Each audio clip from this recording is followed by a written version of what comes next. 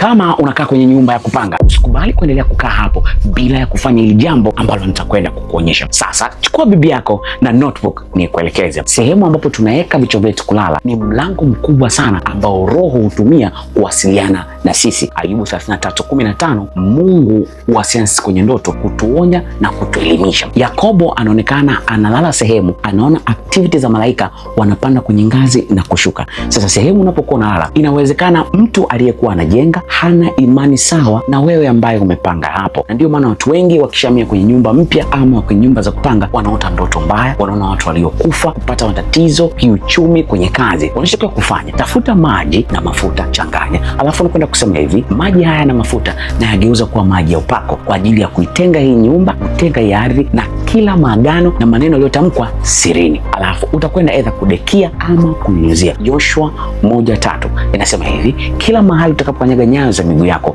basi Bwana amekupa. Joshua 1:5 inasema hakutakuwa na mtu yoyote ambaye atawazuia au atasimama mbele yenu. Wewe unakwenda kusema hivi, hapa nilipokanyaga, hata kama sipamiliki, lakini kwenye ulimwengu wa roho ninamiliki activity zote za rohoni. Kila mlango ambao pepo alikuwa anatumia, aidha chooni, jikoni, chumbani au sebeni, ninafunga hiyo milango. Nitafanikiwa kazini kwangu, watoto wangu watakuwa na amani, ndoa yangu itakuwa na amani, itakuwa na afya, nitakuwa na mafanikio kwenye kila kitu ninachokifanya.